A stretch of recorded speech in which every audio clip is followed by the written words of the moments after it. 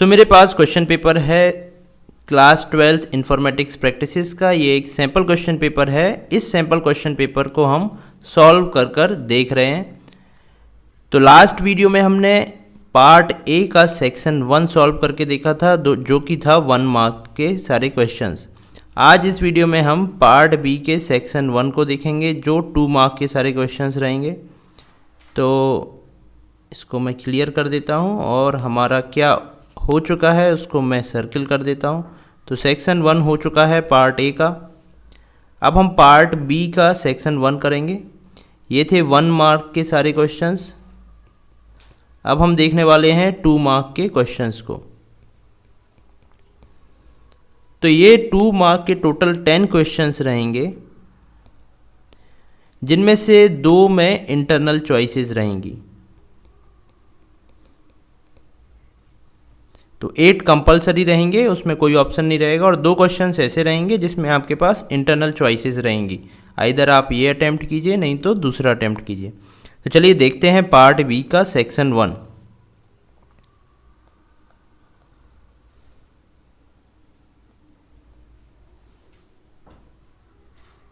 ये रहा part B और इसका सेक्शन 1 ये रहा। इसमें सारे ही क्वेश्चंस 2 मार्क्स के रहेंगे। तो यहाँ पर 24 से लेके आगे 10 क्वेश्चंस रहेंगे, और इन 10 क्वेश्चंस में 2 क्वेश्चंस ऐसे रहेंगे जिसमें इंटरनल चॉइसेस रहेंगी। जैसे कि 25 नंबर का क्वेश्चंस, इसमें 2 क्वेश्चन है, इनमें से कोई एक अटेम्प्ट करना है। सिमिलरली एक क्वेश्चन और ऐसा ही होना चाहिए जिसमें इंटरनल चॉइस हो। तो 29 नंबर का ऐसा क्वेश्चन है जिसमें इंटरनल चॉइस है। बाकी किसी क्वेश्चन में कोई चॉइस नहीं रहेगी। तो यहाँ पर टोटल 33 तक 10 क्वेश्चन हैं। 24 से लेके 33 10 क्वेश्चंस हैं, जिसमें 2 में इंटरनल चॉइस है। चलिए एक एक को सॉल्व करके देखते हैं। सबसे पहले हम बात करते हैं 24 नंबर क्वेश्चन की। तो ये क्वेश्चन क्या बोल रहा है, consider a given series M1। तो यहाँ पर एक सीरीज M1 दी है, ये सीरीज है मेरी। So write a program in Python pandas to create the series. So इस सीरीज़ को बनाने के लिए मुझे एक प्रोग्राम लिखना है। तो हम सीरीज़ को कैसे बना सकते हैं? सीरीज़ को बनाने के लिए हम सीरीज़ फंक्शन का यूज़ करते हैं। सीरीज़ फंक्शन हमारा पांडास के अंदर होता है, तो हम इसको pd.series कहते हैं। इसके अंदर जो भी मुझे सीरीज़ बनाना है वो मैं पास करता हूँ। तो pd को मुझे इंपोर्ट करना पड़ेगा, तो मैं इंपोर्ट कर लेता हूँ, इंपोर्ट pandas spd। तो ये इंपोर्ट हो गया। इसके बाद मैं pd.series करूँगा। pd.series करने के बाद यहाँ पर मैं अपना डेटा पास करूँगा जो भी मुझे बनाना है। तो मुझे एक सीरीज़ बनाना है जिसमें टर्म 1, टर्म 2, 3 और 4 के मार्क्स हैं। तो यहाँ पर मार्क्स, सारे मार्क्स को मैं लिस्ट के फॉर्म में दूंगा, 45, 65, 24 और 89। तो ये मैंने सारे ही मार्क्स को सीरीज़ के फॉर्म में दे दिया। इसके बाद आप देख रहे हैं यहाँ पर ये सारे नेम्स हैं, सीरीज़ इंडेक्सेस हैं। तो इसको भी मुझे देना पड़ेगा। तो इसको देने के लिए मैं सीरीज़ मेथड में एक पैरामीटर है इंडेक्स, उसका यूज़ करूँगा। सो इंडेक्स पैरामीटर में मैं अगेन लिस्ट के फॉर्म में ये सारे ही टर्म 1, टर्म 2, 3 एंड 4 दे दूँगा। तो टर्म 1 कॉमा, ये सारी स्ट्रिंग के फॉर्म में जाएंगे, टर्म 2, टर्म 3 एंड टर्म 4। तो इस तरीके से मैं यहाँ पर कुछ डेटा दूंगा। पहले मैंने दिया सारे ही मार्क्स, उसके बाद ये सारी वैल्यूज़ के लिए मैंने यहाँ पर इंडेक्स पैरामीटर का यूज़ किया। यहाँ पर आप देखेंगे एक कॉमा है। यहाँ पर term 1, term 2, term 3 and term 4 list के फॉर्म में मैंने दिया है। तो ये सीरीज़ बन गई। और ये कौन सी सीरीज़ थी? M1। तो यहाँ पर ये एक सीरीज़ रिटर्न करेगी, तो इसको मुझे स्टोर करना पड़ेगा। तो इसको मैं M1 में स्टोर कर लूँगा। सो M1 is equal to pd.series, और यहाँ पर मैंने डेटा पास कर दिया with index. So write a program in pandas to create a series. तो ये मेरा प्रोग्राम बन गया। इस सीरीज़ को आप प्रिंट भी कर सकते हैं। तो लास्ट में मैं प्रिंट स्टेटमेंट लिख देता हूँ, प्रिंट M1। तो ये मैंने सीरीज़ बनाई और उसको स्क्रीन पर प्रिंट कर दिया। तो ये मुझे देगा 2 मार्क्स। ये 3 लाइन आपको लिखना है बस, और ये 2 मार्क्स की रहेंगी। तो यहाँ पर आपको ये जो 2 मार्क रहेंगे ये भी इंटरनली डिवाइडेड रहते हैं। यदि आप पांडास को करेक्टली इंपोर्ट कर लेते हैं तो आपको हाफ मार्क मिलता है। यदि आप ये सीरीज़ फंक्शन करेक्टली बना लेते हैं तो हाफ मार्क मिलेगा। इसके बाद आप इंडेक्स का करेक्टली नेम देते हैं तो हाफ मार्क है, और ये जो इस सीरीज़ का नेम है जो यहाँ पर इन्होंने दिया है उसको करेक्टली असाइन करते हैं तो हाफ मार्क रहेगा। तो ऐसे टोटल 2 मार्क्स डिवाइडेड रहेंगे। तो किसी भी चीज़ को आपको भूलना नहीं है, सबको प्रॉपरली करना है यदि आपको पूरे 2 मार्क्स चाहिए। चलिए अब देखते हैं नेक्स्ट क्वेश्चन जो है 25th। तो इसमें 2 क्वेश्चंस हैं। सो आइदर और वाला क्वेश्चन है, या तो मैं ये कर सकता हूँ या ये। तो इनमें आपको चॉइस अच्छे से करना है, जो आपको बढ़िया से आ रहा हो उसको ही अटेम्प्ट करना है। तो यहाँ पर क्वेश्चन है, state any 2 differences between single row function and multiple row functions. तो सबसे पहले जब आप क्वेश्चन पढ़ते हैं तो आपको समझना पड़ेगा ये क्वेश्चन किस यूनिट या किस टॉपिक से पूछा गया है। तो सिंगल रो फंक्शन और मल्टीपल रो फंक्शंस हमने कहाँ पर पढ़ा है? सिंगल रो फंक्शन और मल्टीपल रो फंक्शंस हमने SQL में पढ़े हैं। SQL। तो ये वाला क्वेश्चन जो है वो SQL से पूछा गया है। पूछ रहा है सिंगल रो फंक्शंस में और मल्टीपल रो फंक्शंस में क्या डिफरेंस है। सिंगल रो फंक्शंस जैसे पावर हुआ, तो ये एक सिंगल रो फंक्शन है। सिंगल रो फंक्शन का मतलब होता है रो वाइज ये डेटा चेंज करेगा, हर एक रो पर अप्लाई होगा और डेटा को चेंज करेगा। मल्टीपल रो फंक्शंस जैसे एग्रीगेट फंक्शंस है, जैसे मैक्स है, सम है। तो ये फंक्शंस मल्टीपल रो फंक्शंस हैं, मल्टीपल रोज पर वर्क करते हैं, उनको ग्रुप करके हम डेटा निकालते हैं। तो यही डिफरेंसेस हो गए। Single row functions single row पर वर्क करती है, मल्टीपल रो फंक्शन जो है मल्टीपल रोज पर वर्क करते हैं। सिंगल रो आपकी जितनी रोज़ हैं आउटपुट में उतनी ही रोज़ का डेटा देंगे। जैसे आप 5 रोज़ पर अप्लाई कर रहे हैं तो आउटपुट में 5 रोज़ आएंगी। यहाँ पर यदि आप मल्टीपल रोज़ में 5 रोज़ पर अप्लाई कर रहे हैं या फिर कितनी भी रोज़ हैं, आउटपुट में हमेशा सिंगल आउटपुट आएगा, सिंगल रो। तो ये 2 डिफरेंसेस हो गए। हमको 2 डिफरेंसेस लिखना थे। चलिए अब देखते हैं नेक्स्ट क्वेश्चन जो है इसी का और। तो आइदर आप ऊपर वाला क्वेश्चन अटेम्प्ट कर सकते हैं, या फिर आपको समझ नहीं आ रहा है ऊपर वाला क्वेश्चन, तब आप नीचे वाले क्वेश्चन को चेक कर सकते हैं और जो बेस्ट आपसे बन रहा हो उसको अटेम्प्ट करेंगे। नेक्स्ट क्वेश्चन है, what is the difference between order by and group by clause when used along with the select statement, explain with an example. तो इस लाइन को भी आपको काफ़ी अच्छे से पढ़ लेना है। तो एग्जाम्पल हमको देना पड़ेगा ताकि हमें पूरे मार्क्स मिलें। सो मुझे डिफरेंस लिखना है order by and group by clause में, जब हम इसको सिलेक्ट स्टेटमेंट के साथ यूज़ करते हैं। सो आपको पता होगा ऑर्डर बाय किस लिए यूज़ होता है। ऑर्डर बाय यूज़ होता है हमारे डेटा को एक पर्टिकुलर ऑर्डर में स्क्रीन पर प्रिंट करने के लिए। और ग्रुप बाय क्यों यूज़ करते हैं हम? ग्रुप बाय का यूज़ करते हैं हम डेटा को ग्रुप करने के लिए। किसी कॉलम में सिमिलर टाइप के डेटा को, सिमिलर डेटा को ग्रुप करके उसका रिजल्ट देने के लिए हम ग्रुप बाय का यूज़ करते हैं। अब यहाँ पर आप इन दोनों में डिफरेंस लिख सकते हैं और उसका एक एग्जाम्पल भी आपको यहाँ पर देना है। तो यहाँ पर आप क्या कर सकते हैं, एग्जाम्पल आप लिख सकते हैं। जैसे आप कोई टेबल बना लीजिए और उसमें एक सिलेक्ट कमांड लिख दीजिए, select column 1, column 2 from table. उसके बाद और वेयर लिखना है तो आप वेयर लिख लीजिए, अदरवाइज ऑर्डर बाय कॉलम 1। तो ये ऑर्डर बाय का एग्जाम्पल हो गया। सिमिलरली आप ग्रुप बाय का भी कोई एक एग्जाम्पल दे सकते हैं। तो ये बहुत ही सिंपल क्वेश्चन था ऑर्डर बाई और ग्रुप बाई में डिफरेंस का। तो ऐसे ही आप एक एक दोनों के एग्जाम्पल लिख दीजिए। चलिए अब देखते हैं नेक्स्ट क्वेश्चन को।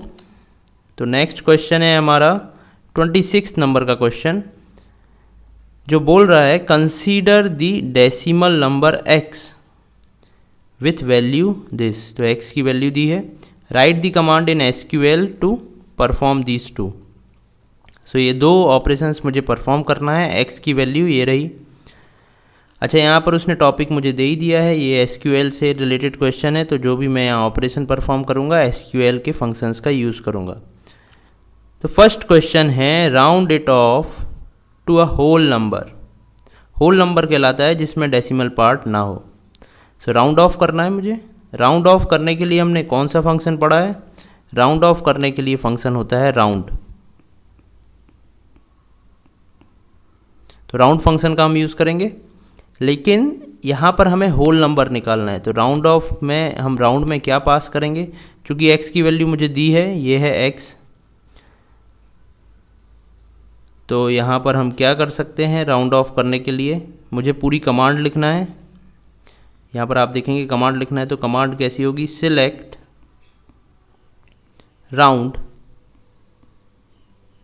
यहाँ पर आप वैल्यू देंगे x की 8459.2654, इसके बाद ब्रैकेट क्लोज और सेमीकोलन।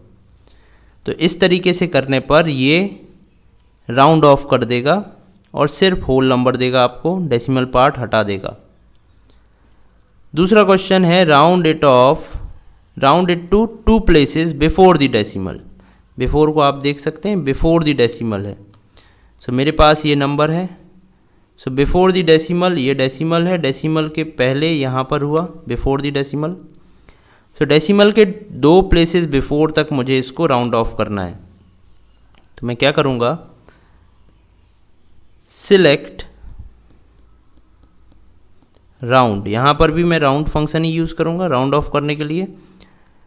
मेरा नंबर है 8459.2654। इसके बाद मुझे दिया है यहाँ दो प्लेसेस तक मुझे नंबर को, डेसिमल नंबर के पहले दो प्लेसेस तक इसको राउंड ऑफ करना है। मतलब ये दो मुझे राउंड ऑफ करना है। तो डेसिमल के बाद मुझे यदि राउंड ऑफ करना पड़ता है तो मैं कॉमा करके यहाँ पर क्या देता हूँ? 2। यदि डेसिमल के पहले करना है तो मैं यहाँ दूंगा -2, इसके बाद सेमीकोलन। तो ये मेरे सेकंड का आंसर होगा। डेसिमल के दो प्लेसेस पहले तक मैं नंबर को कैसे राउंड ऑफ कर सकता हूँ। इन सारे फंक्शंस पर मैंने वीडियो बनाई हुई है, आप प्लेलिस्ट पर जाकर MySQL प्लेलिस्ट देख सकते हैं, वहाँ पर इन सारी वीडियोस को आप देख सकते हैं। या फिर आप क्लास 12th IP की वीडियो लेक्चर की पूरी लिस्ट पर, प्लेलिस्ट पर जाइए, वहाँ पर भी आपको ये MySQL से रिलेटेड वीडियोस मिल जाएगी, जहाँ पर हमने राउंड फंक्शन को डिस्कस किया हुआ है। चलिए अभी देखते हैं हम 27 नंबर क्वेश्चन। 27 नंबर क्वेश्चन क्या कह रहा है? सो ये सीरीज से आया हुआ है, पांडास से रिलेटेड क्वेश्चन है। ये क्या बोलता है? Consider the following series object S_AMT। सो ये एक सीरीज़ दी है जिसका नेम है S_AMT। इसके इंडेक्सेस हैं tabla, table, chair, sofa and stool. So ये सारे इसके इंडेक्सेस हैं। अब यहाँ पर दो क्वेश्चंस हैं जो एक एक नंबर के होंगे, तो इन दोनों क्वेश्चंस को हमको सॉल्व करना है। तो फर्स्ट क्वेश्चन बोल रहा है write the command which will display the name of furniture having rent greater than 250। सो ये ज़रूर रेंट होगा, ये रेंट होगा। और सीरीज़ का नाम है S_AMT। तो सीरीज़ मिल गई मुझे और उसमें ये एक रेंट सारे दिए हुए हैं और उसके इंडेक्सेस भी पता है मुझे। अब मुझे ऐसे फर्नीचर्स पता करना है जिसका रेंट 250 से ज़्यादा है। सो यदि मैं करता हूँ S_AMT,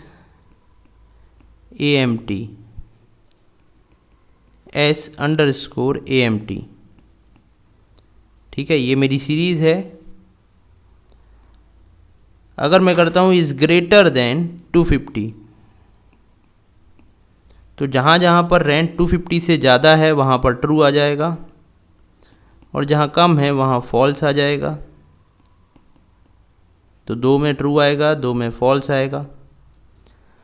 अगर मुझे अब ट्रू वाले प्रिंट करना है स्क्रीन पर, तब मुझे क्या करना पड़ेगा, इसको मुझे अगेन सीरीज़ के अंदर देना पड़ेगा ताकि जो ट्रू वैल्यूज़ हैं वो प्रिंट हो जाएं। तो इसको मैं कैसे करूँगा, तो इस वाली चीज़ को मैं अगेन सीरीज़ के अंदर दूंगा। सीरीज़ मेरी क्या है, s_amt। सो s_amt के अंदर मैंने ये दिया जो कि मुझे ट्रू या फॉल्स देगा, और जहाँ जहाँ ट्रू होगा वो इस सीरीज़ में प्रिंट हो जाएगा। तो यहाँ पर ट्रू है, यहाँ पर ट्रू है, तो ये दोनों रोज़ प्रिंट हो जाएगी। ठीक है, तो ये दोनों आउटपुट में आ जाएंगे। दैट मीन्स ये 2 फर्नीचर्स आउटपुट में आ जाएंगे। तो इस तरीके से आप फर्स्ट क्वेश्चन को कर सकते हैं। सेकेंड क्वेश्चन को कैसे करेंगे, write the command to name the series as furniture. तो इस सीरीज़ का नाम मुझे फर्नीचर देना है। तो सीरीज़ को नेम देने के लिए हमारे पास एक एट्रीब्यूट होता है, नेम एट्रीब्यूट, जिसका आप यूज़ कर सकते हैं। तो यदि आप सीरीज़ का नेम देखना चाहते हैं तो आप प्रिंट कर सकते हैं s_amt.name। तो ये सीरीज़ का नेम प्रिंट कर देता है। और यदि आपको सीरीज़ का नेम चेंज करना है तो s_amt में आप वैल्यू दे सकते हैं। तो यहाँ पर मैं फर्नीचर इसकी वैल्यू दे देता हूँ। तो ये फर्नीचर नेम जो मुझे चेंज करना था, यहाँ पर इस तरीके से मैं चेंज कर सकता हूँ। तो ये फर्स्ट आंसर हो गया, ये सेकंड आंसर हो गया। तो इस तरीके से आपको यहाँ पर 2 मार्क्स मिल जाएंगे। चलिए अब देखते हैं नेक्स्ट क्वेश्चन। नेक्स्ट क्वेश्चन है 28 नंबर का क्वेश्चन। 28 नंबर का क्वेश्चन क्या बोल रहा है, Anjali writes the following command with respect to the table employ having fields employ number, name, department and commission. तो एक टेबल है एम्प्लॉय जिसमें फील्ड्स ये रही 1 2 3 और 4 फील्ड्स हैं।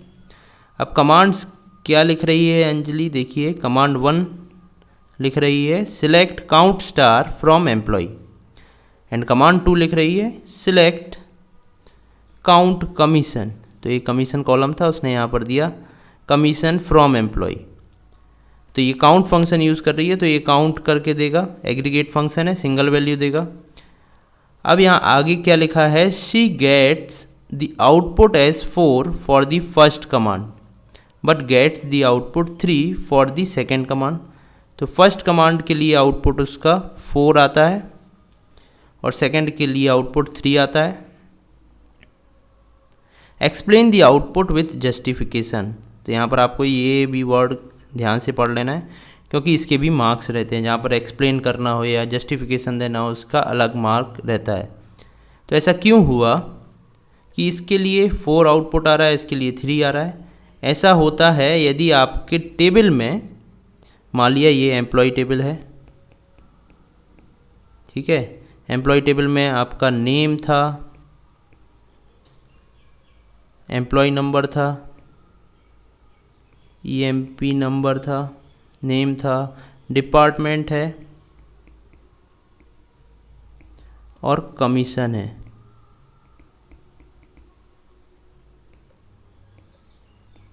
तो ये टेबल है आपका।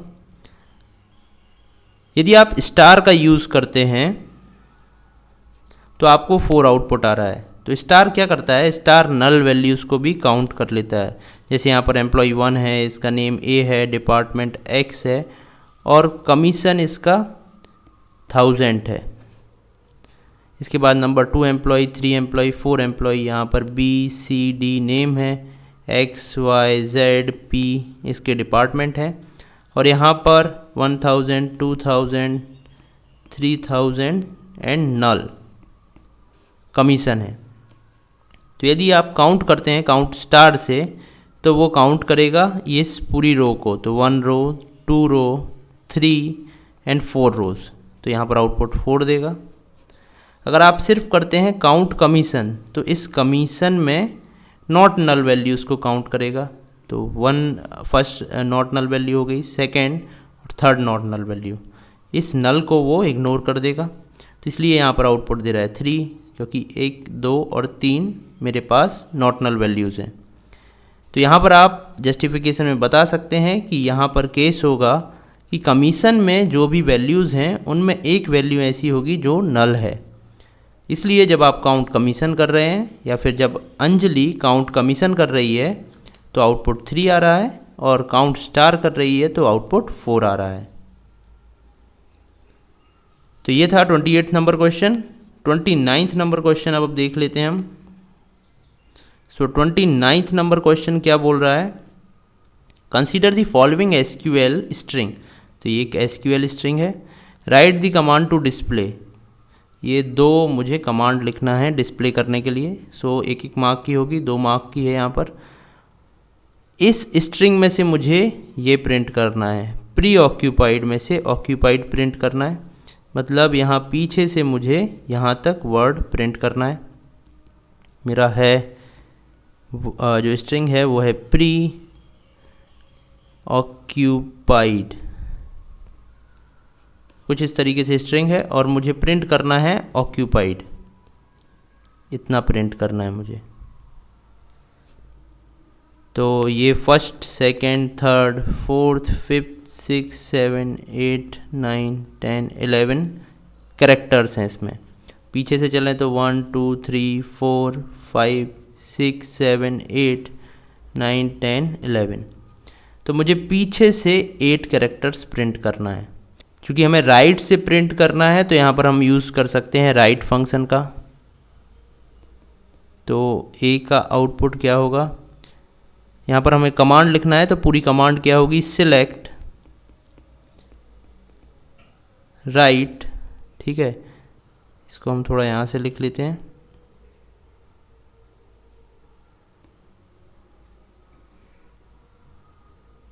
Select right pre occupied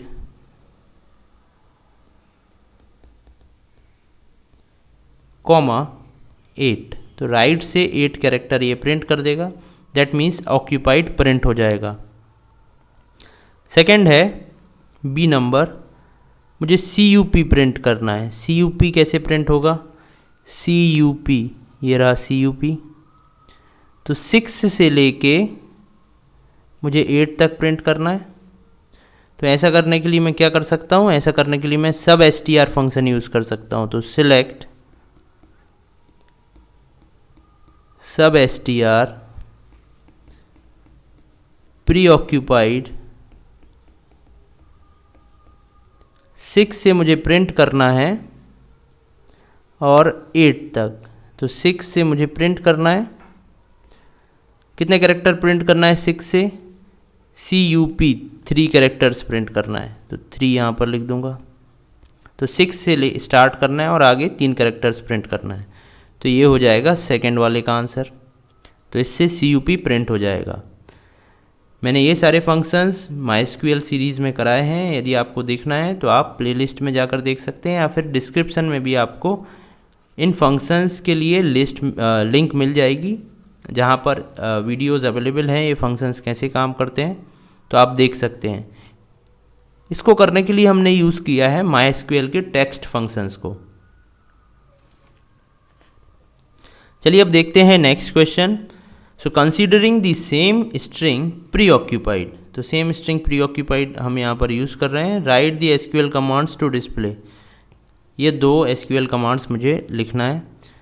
the position of substring CUP in the string preoccupied, तो कब की पोजीशन मुझे यहाँ पर प्रिंट करना है। सो पोजीशन को प्रिंट करने के लिए फंक्शन होता है INSTR। तो यहाँ पर हम यूज़ करेंगे INSTR फंक्शन का। इन स्ट्रिंग, स्ट्रिंग में कोई पर्टिकुलर मेरा वर्ड या कैरेक्टर कहाँ से स्टार्ट हो रहा है या उसकी पोजीशन क्या है, मुझे इन STR से पता चल सकता है। तो यहाँ पर हम क्या लिखेंगे, सिलेक्ट प्री ऑक्यूपाइड, अच्छा सिलेक्ट, यहाँ पर मुझे फंक्शन देना पड़ेगा INSTR प्री ऑक्यूपाइड कॉमा मुझे क्या सर्च करना है, मुझे वो देना पड़ेगा, मुझे सर्च करना है CUP, तो यहाँ CUP दे दूँगा। इसके बाद सेमीकोलन। तो ये वाली कमांड मुझे कप की पोजीशन दे देगी, जो कि है यहाँ, जो कि है 6। तो 6 मुझे आउटपुट मिलेगा।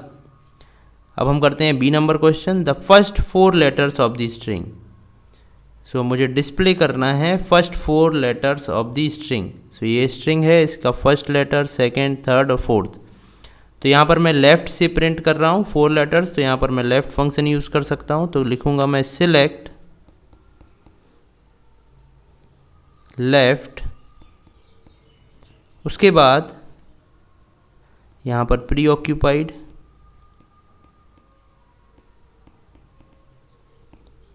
उसके बाद मुझे 4 लेटर्स प्रिंट करना है, तो 4 यहाँ पर लिख दिया। इसके बाद सेमीकोलन। तो ये वाली कमांड मुझे 4 लेटर्स प्रिंट कर देगी लेफ़्ट से, दैट मीन्स PREO, ये 4 लेटर्स प्रिंट करके देगी। तो यहाँ पर ये 2 मार्क्स मुझे मिलेंगे 2 कमांड्स लिखने के। चलिए अभी देखते हैं 30th नंबर क्वेश्चन को। 30th नंबर क्वेश्चन हमारा आया है डेटा फ्रेम से। So consider the following data frame. तो एक डेटा फ्रेम है हमारे पास। Write the commands to add a new column activity and add a new row. तो यहाँ पर हमें रो और कॉलम दोनों ही ऐड करना है एक एक, तो एक एक मार्क्स मेरे रहेंगे दोनों पर। तो ये मेरा डेटा फ्रेम है। अब इस डेटा फ्रेम में हम कॉलम कैसे ऐड कर सकते हैं, तो इस पर मैं ऑलरेडी वीडियो बना चुका हूँ, उसका लिंक भी डिस्क्रिप्शन में आपको मिल जाएगा, आप जाकर वो वीडियो देख सकते हैं कि आप किसी डेटा फ्रेम में कॉलम को या रो को कैसे ऐड कर सकते हैं और कैसे डिलीट कर सकते हैं। तो किसी कॉलम को ऐड करने के लिए आपको क्या करना पड़ता है, तो डेटा फ्रेम है जिसका नाम है क्लास फ्रेम। तो क्लास फ्रेम यहाँ पर मुझे डेटा फ्रेम मिल गया। अब क्लास फ्रेम डेटा फ्रेम में मुझे एक कॉलम ऐड करना है एक्टिविटी। सो एक्टिविटी कॉलम कैसे ऐड कर सकता हूँ मैं, क्लास फ्रेम डेटा फ्रेम है मेरे पास। तो क्लास फ्रेम डेटा फ्रेम में मैं ऐड करना चाहता हूँ एक्टिविटी कॉलम। तो यहाँ पर क्लास फ्रेम डेटा फ्रेम के बाद मैं ब्रैकेट लगाऊंगा और यहाँ पर स्ट्रिंग के फॉर्म में दूंगा एक्टिविटी, क्लोज इक्वल टू करके आप लिस्ट के फॉर्म में डिफरेंट एक्टिविटीज़ दे सकते हैं। यहाँ पर 4 1 2 3 4 स्टूडेंट्स हैं, तो चारों स्टूडेंट के लिए अलग अलग एक्टिविटी भी दे सकते हैं या फिर चारों को सेम एक्टिविटी असाइन कर सकते हैं। सो यदि मैं कोई एक्टिविटी यहाँ पर X Y Z दे दूँ, सेमीकोलन, सॉरी यहाँ सेमीकोलन नहीं आएगा, तो ये एक्टिविटी चारों में ही असाइन हो जाएगी। यहाँ पर हम एक ही एक्टिविटी यदि असाइन कर रहे हैं तो मुझे लिस्ट के फॉर्म में देने की ज़रूरत नहीं है। तो ये वाली एक्टिविटी अब सारी ही रोज़ में असाइन हो जाएगी। कैसे होगी, तो यहाँ पर एक एक्टिविटी कॉलम ऐड हो जाएगा और यहाँ पर X Y Z और XYZ सारे में ही असाइन हो जाएगा। यहाँ पर यदि आप 4 डिफरेंट वैल्यूज़ देना चाहते हैं तो लिस्ट के फॉर्म में दे सकते हैं। तो ये वाला आंसर हो गया मेरा फर्स्ट आंसर। अब हम देखते हैं सेकंड आंसर को। तो ये क्या है, add a new row with values. तो मेरे पास 4 स्टूडेंट ऑलरेडी हैं, 5th स्टूडेंट मुझे ऐड करना है। तो एक रो को मैं कैसे ऐड कर सकता हूँ, रो को ऐड करने के लिए मैं यूज़ करूँगा डेटा फ्रेम का नेम, क्लास फ्रेम है जिसका नाम, और डॉट यहाँ पर मैं यूज़ करता हूँ LOC एट्रीब्यूट को। सो LOC एट्रीब्यूट मैंने यूज़ किया और इसके अंदर मैं दूंगा नई रो का इंडेक्स। सो नई रो का इंडेक्स आप देंगे ST5 दे देता हूँ मैं यहाँ पर, क्योंकि स्टूडेंट 4 तक ऑलरेडी ही है। सो यहाँ पर मैंने ST5 दे दिया। अब इसके बाद इक्वल करके मैं लिस्ट के फॉर्म में सारी वैल्यूज़ दे सकता हूँ, जैसे 5, मृदुला, X, F, 9.8 और साइंस। ये आपकी स्ट्रिंग्स है, जो स्ट्रिंग है वो स्ट्रिंग में रहेगी और जो नंबर हैं वो डायरेक्टली नंबर के फॉर्म में रहेंगे। तो कुछ इस तरीके से आप सारी वैल्यूज़ दे सकते हैं। या साइंस को आप पूरा साइंस लिखेंगे, मैंने SCI लिखा है, तो यहाँ से आप पूरा साइंस जो भी वैल्यूज़ यहाँ पर हैं सारी की सारी आपको लिस्ट के फॉर्म में यहाँ देना है। यहाँ पर मैंने ST5 लिया है, आप यहाँ पर कुछ और भी ले सकते हैं। क्योंकि 1, 2, 3 एंड 4 पहले से था तो मैंने ST5 यहाँ पर ले लिया। लेकिन आप यहाँ पर इन 4 में से कोई भी वैल्यू नहीं लेंगे। ऐसा करने पर क्या होगा, ये जो नई वैल्यूज़ आप दे रहे हैं वो यहाँ पर अपडेट हो जाएगी। जैसे मैं ST2 लेता हूँ तो ST2 वाली लाइन में ये सारी वैल्यूज़ अपडेट होके 5 मृदुला XF 9.8 और साइंस बन जाएगी। तो यदि आप यहाँ पर ओल्ड एग्जिस्टिंग वैल्यू देते हैं तो अपडेट होता है, कोई नई वैल्यू देते हैं तो नई रो इंसर्ट हो जाती है। तो ये दो मेरे आंसर्स हैं, एक ये रहा एक ये रहा। तो यहाँ पर मुझे 2 मार्क्स दिलाएंगे ये आंसर्स। अब चलते हैं हम 31 नंबर 31st क्वेश्चन की तरफ। तो 31st क्वेश्चन है expand the following terms related to computer network. So computer network से ये क्वेश्चन है, 2 मार्क्स का है। दैट मीन्स सारे ही क्वेश्चंस हाफ मार्क के हैं। तो यहाँ पर इन सारे को मुझे एक्सपांड करके लिखना है। तो SMTP का फुल फॉर्म होता है सिंपल मेल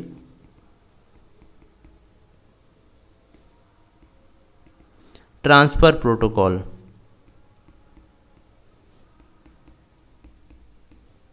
तो ये सारे ही प्रोटोकॉल्स हैं जिसको मुझे एक्सपांड करके लिखना है। सिंपल मेल ट्रांसफ़र प्रोटोकॉल का यूज़ होता है ईमेल को सेंड करने के लिए। POP post office protocol.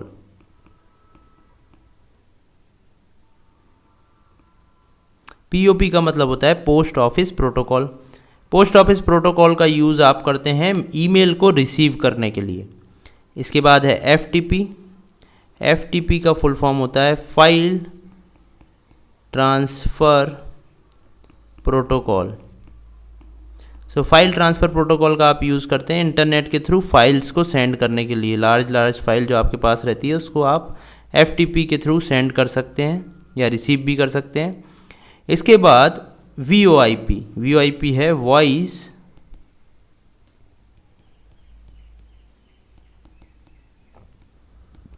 Over internet protocol. इसका यूज़ हम करते हैं इंटरनेट पर वॉइस के थ्रू बात करने के लिए। जैसे आप व्हाट्सएप से कॉल करते हैं तो वो VoIP के थ्रू ही होता है। जब आप इंटरनेट का यूज़ करके वॉइस कॉल करते हैं तब यूज़ होता है VoIP प्रोटोकॉल। तो ये 4 आपके फुल फॉर्म्स रहे। ये आपको देंगे 2 मार्क्स, हाफ मार्क्स सारे ही आपके जितने भी ये दिए हुए क्वेश्चन सब पे हाफ मार्क रहेगा। अब देखते हैं हम क्वेश्चन नंबर 32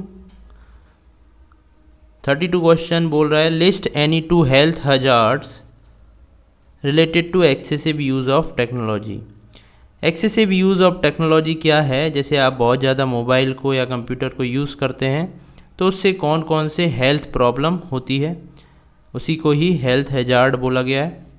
तो यहाँ पर आपको कोई 2 लिखना है। यहाँ पर लिस्ट एनी 2 तो बहुत सारी हैं, उनमें से आप 2 लिख सकते हैं। एक तो है यदि आप बहुत देर तक कंप्यूटर या मोबाइल चलाते हैं तो आपको आई में प्रॉब्लम हो सकती है, आपकी आई साइट जो है वो वीक हो सकती है।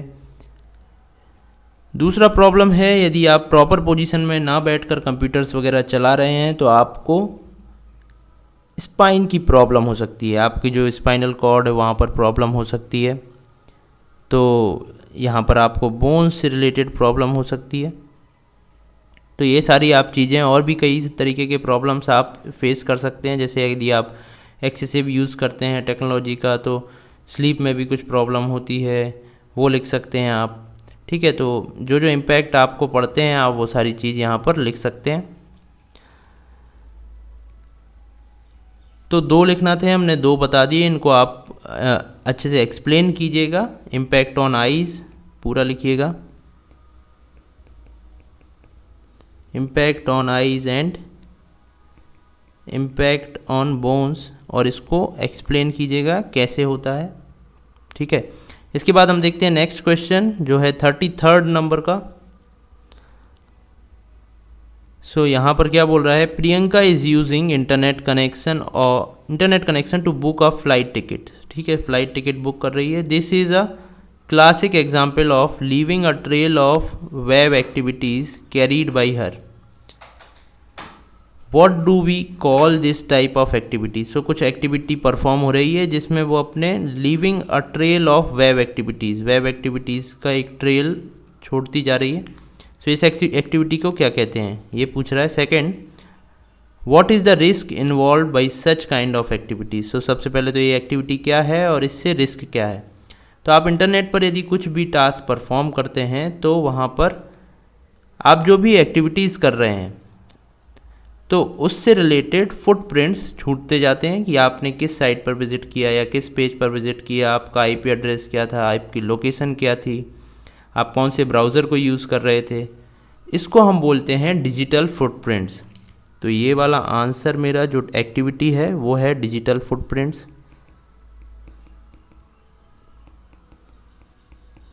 जैसे आप चलते हैं तो फुटप्रिंट्स छूटते जाते हैं, इसी तरीके से आप जब वेब में काम करते हैं तो जो भी आप टास्क परफॉर्म कर रहे हैं उससे रिलेटेड डिजिटल फुटप्रिंट्स छूटते जाएंगे। अब इससे रिलेटेड रिस्क क्या है, यदि कोई ये पता कर ले कि आप कहाँ से चला रहे थे या लोकेशन क्या थी आपकी, तो इसको वो मिसयूज़ कर सकता है और जो भी इस टास्क में इन्वॉल्व है उसको एक्सप्लॉइट कर सकता है। तो प्रियंका जो काम कर रही थी उससे डिजिटल फुटप्रिंट्स कहते हैं, जो एक्टिविटी परफॉर्म कर रही थी। उसके बाद इससे रिलेटेड रिस्क क्या है, तो रिस्क है कि यहाँ पर उसका जो इन्फॉर्मेशन डिजिटल फुटप्रिंट है उसका मिसयूज़ हो सकता है, जिसका यूज़ कोई उसको एक्सप्लॉइट करने के लिए कर सकता है। तो ये रिस्क इन्वॉल्व है यहाँ पर। तो ये 10 क्वेश्चन थे आपके जो कि 2-2 मार्क्स के थे। तो यहाँ पर आपको ये टोटल 20 मार्क्स के क्वेश्चंस थे। ठीक है, तो यहाँ पर 8 क्वेश्चंस थे वो कंपलसरी थे और 2 क्वेश्चंस ऐसे थे जिसमें आइदर और की चॉइसेस रहेंगी। तो ये थे हमारे क्वेश्चंस, 10 क्वेश्चंस। आई होप आपको समझ आया होगा। यदि कहीं भी कोई डाउट है तो आप मुझसे कमेंट सेक्शन में पूछ सकते हैं। इसके बाद हम नेक्स्ट क्लास में बात करेंगे 3 मार्क्स के क्वेश्चन के बारे में। तो 3 मार्क्स के क्वेश्चन है हमारे पार्ट बी में सेक्शन 2, तो हम सेक्शन 2 को डिस्कस करेंगे। इसके बाद हम 4 मार्क्स के क्वेश्चन देखेंगे जो पार्ट ए का सेक्शन बी है, सेक्शन 2 है। इसके बाद 5 मार्क्स के क्वेश्चन पार्ट बी का सेक्शन 3 है। तो हमने 1 मार्क के कवर किए, 2 मार्क के किए। अब इसके बाद हम देखेंगे 3 मार्क्स के क्वेश्चन। Thank you.